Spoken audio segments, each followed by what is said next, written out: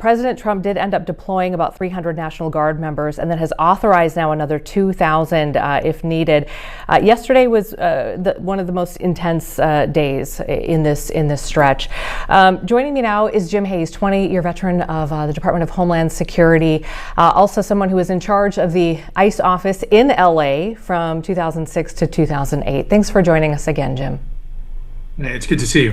So, again, you were in charge of that ICE office in the early 2000s. As you're kind of watching this over the last couple of days, what's kind of going through your mind? And, have you heard from anybody back in LA? Well, the images are disturbing. The things that we saw happen over the weekend, bystanders on overpasses throwing bricks at passing law enforcement vehicles. You mentioned I was in charge of that office in Los Angeles. The last time that immigration enforcement was a priority, such as it is now in 2006 through 2008. And we did have protests outside of the federal building on Los Angeles Street, but nothing near the magnitude of what we saw this weekend.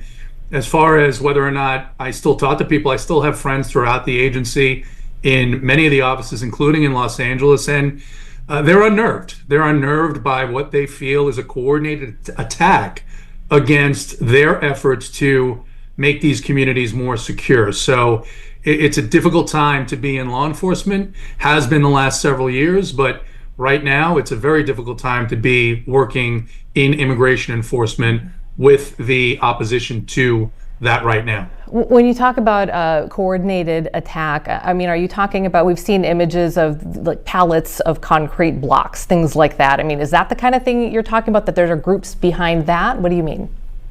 Yeah, there's tremendous evidence that these are organized, they're orchestrated. These are not organic, where a handful of people are seeing things on social media and deciding to show up and lend support to say they're against it. These seem to be very well organized, and more importantly, and perhaps more troubling, is they seem to be very well funded as well. How close, are investigations into who may be behind those efforts? Well, there's been a lot of activity this weekend, obviously, first and foremost, trying to make sure that the neighborhoods are secure, that the agents are safe, that they can prevent and deter those attacks on law enforcement from continuing. So those investigations will take place. They are in their infancy, but I'm certain that that's going to be a focus to try and make sure that that stops happening in Los Angeles, and to deter those organizations from doing so in other cities around the country. Yeah. So I'm curious, in addition to, what's believed to be these organized groups and the evidence that you say is out there, also, in addition to that, we're looking at people, men and women, children in some cases, who are out there, who are passionate about this issue. Are they kind of getting caught up in some of the sort of the negative headlines about this? Because it seems like there's a lot of damage being done. There's a lot of, like, to your point, just really horrific things that are happening.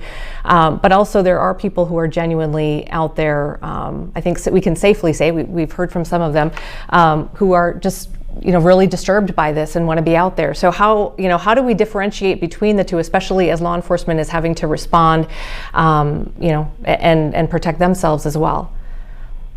Well, I think certainly when you look at people that are standing on overpasses, throwing concrete bricks at passing law enforcement vehicles, that's not okay. That's not something that should be allowed to continue on.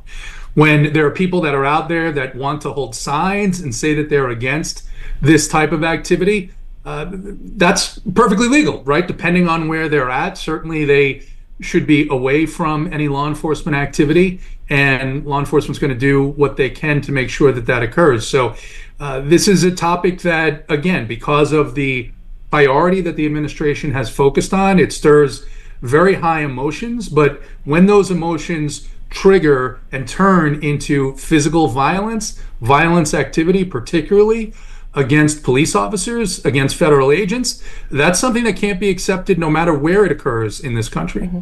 I'm curious what your thoughts are. Today, one of the developments is that Governor Gavin Newsom of the state of California is now saying that he's going to sue the Trump administration, saying that deploying the National Guard wasn't necessary. It's even illegal because he says, too, he didn't call for it, and it's pretty rare for that to happen. I'm curious what your thoughts are on that piece of this. It is rare for it to happen. First, I've seen since the 1960s. And what you had here was a very quickly developing situation over the weekend. Look, fairly or unfairly, California leadership now has a reputation of not acting quickly enough in these situations. We saw it with the wildfires. Many people believe that they didn't act quickly enough here. And I think the message that this administration is sending is they're going to defend their law enforcement officers. They're going to defend ICE and the Department of Homeland Security. And if that means that they have to take unusual measures where they believe that local or state officials aren't doing so, then they're going to take those actions. Mm-hmm. Can I ask you a little bit about how, because obviously here in the Twin Cities, we look at this and there are a lot of pangs of, remembering what it was like in 2020, obviously different reasons, but, are there comparisons that you can draw as you're taking a look at what's happening now and what you remember from 2020? I can't relate to 2020, right? This is a few days of activity in Los Angeles, spurred on by what we'll find out, right? Mm-hmm. Those investigations are going to develop that. And I can't compare it to what I saw in 2007, 2008, when I was in charge in Los Angeles, and then of the whole organization in Washington, D.C. that had responsibility for these types of arrest operations. We didn't see this type of coordinated activity. We didn't see this type of violent activity. So this is something that I guess I'm grateful that I don't have a comparison to from the time that I was active in law enforcement. So I'm hoping that cooler heads will prevail this week.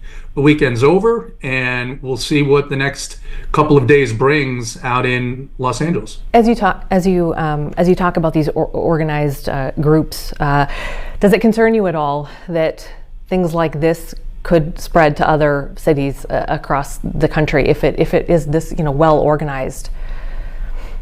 Tremendously concerned about that because the administration has made clear that they've got a mandate. They're going to move to enforce that mandate, which is enforcing immigration law, looking to identify people who are here in the United States unlawfully, especially people who've come in over the course of the last 4 years. And this is not unique to Los Angeles. These operations are happening throughout the United States. They're happening in every single state and every single large city. So there is concern. That's a lot of what the Department of Homeland Security is concerned about. And I think that's why you saw the actions from the administration to try and deter these types of active, violent opposition in the future in other locations. Okay. All right, Jim. Well, thanks for joining us again here. And we just talked to you last week as well. It just seems like there's just so much happening right now, and seeing the escalation in LA over the weekend. We just kind of wanted to get your thoughts on it, since clearly you were so close to it for those couple of years. And then I know you did similar work in New York, and this has been your career. So we appreciate your time today. Thank you. It was good to be with you. Okay. Thanks so much.